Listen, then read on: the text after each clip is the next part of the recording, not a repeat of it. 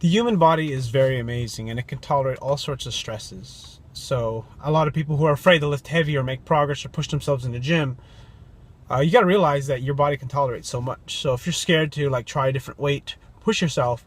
Don't get me wrong, I get scared too when I try to go for a PR or lift kind of 95% or more. But it's just understanding that your body is not fragile. You know, I started listening to this book today. It's called AntiFragile by Talib Nassim, and I'll put a link in the description. It's really good. It just talks about kind of like how systems of financial systems, systems in nature are not fragile. We're designed to basically, we're ridiculous in the fact that, this was the last thing that he said that I listened to was he said, lecturing birds how to fly. And you kind of think about that, you know, we all know how to move. Some move better than others, but your body can tolerate a lot. And if you practice enough, if you lift often enough, you can make lots of progress. And if you push yourself, you're going to make progress because that's what the human body is designed to do. But kind of what I want to talk about, this whole concept of being anti-fragile and being able to tolerate all sorts of stresses, was that, you know, that video I kind of talked about before with Kelly Starrett and Gray Cook is, you know, there's kind of two spectrums of kind of how I've gotten my experience with training and kind of helping people lose weight and being a personal trainer. But then also from other people who are, you know, who do their thing, you know, like Kelly Starrett and, you know, people on YouTube, Jason Blaha, Johnny Candido, CT Fletcher, Six Pack Shortcuts, all these guys that are out there that have really good information that I like to listen to on occasion, is that most of which what they do has to do with their training experience. And I kind of lost my train of thought, but let me see if I can get back on, is that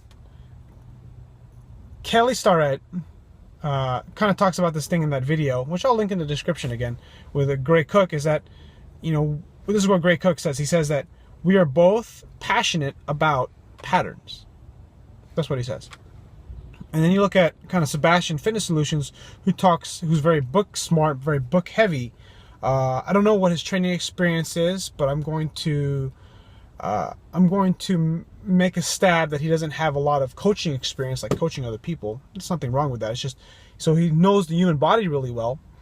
And then you got, but he talks about this, you know, like muscle attachments and stuff like that. And that stuff is great. I'm not discounting that by any means, but it's kind of like combining those two things together, like where you talk about the real world application, and then there's a science of what's research and what's not, or what is research and what isn't. And it's understanding that, you know, of my years of experience training people, I used to kind of have this thing about muscle imbalances and knees going in and muscles being tight and what's weak and if you want to get the maximum contraction in the muscle. And what's sort of interesting is that I've kind of moved away from that and kind of moved towards what Kelly Starrett talks about, but I still combine it with the stuff I already know about, you know, NASM, National Academy of Sports Medicine certifications, and then kind of human movement. And one of the things is that when the body is able to, your body is able to tolerate so much. And the thing is that your body doesn't recognize bicep contraction really. I mean, you can, I guess, but it's really more like elbow bending and the rest of your body stabilizing. It's a pattern of motion.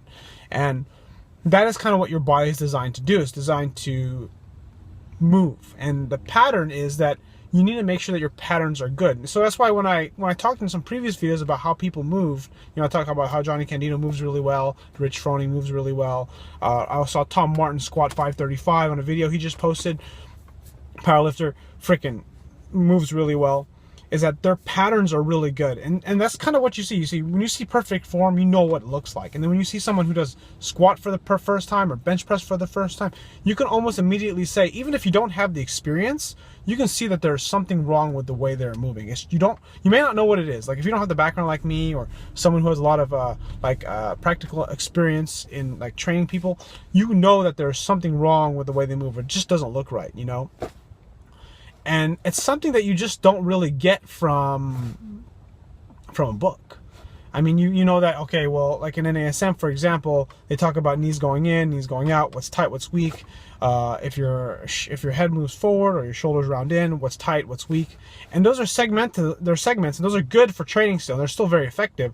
But as a whole system, how Kelly Starrett has turned this kind of, for me at least, how he's made me see like how the body's designed to move, or I always say, I now see the matrix, is that the body moves in a pattern, and everything and anything you do is you're trying to improve your pattern of movement. Once you're able to improve your pattern of movement, you're able to do almost anything. Sometimes there is a bottleneck, like your calves may be tight, your ankles might not have the right range of motion, or your shoulder has bad mobility. It's knowing what that movement you're lacking, or that particular range, whether it be internal or external, and then working on that segment and then doing the movement you want to create, whether it be running, push-ups, bench press, overhead press, wall ball, snatch, clean jerk, whatever. And it's knowing that, hey, you're trying to improve the way you move and improve your pattern. And that's not something that may come easy right away, but as you begin to work out, or as you work out more, you begin to realize, and if you're training already, you already know this. You know that there's something wrong with your squat, or there's something wrong with your deadlift. It depends on how much you want to analyze it, but I guess when it comes down to it is that, I don't know, I'm just rambling with this video, but if you're a hard trainer and you train hard, you train yourself, is that you already know sort of what's going on with you. You may not know it exactly, but you know that there's something that needs improvement, and what you have to do is you need to look up on YouTube or Google it and try to find out what it is you need to work on, so that way you can fix that mobility issue. And it takes time, or you find an expert that can help you. So anyways, I don't know where I'm going with this. Just wanted to make this video. This is like my third take. Thanks for watching if you've gotten this far.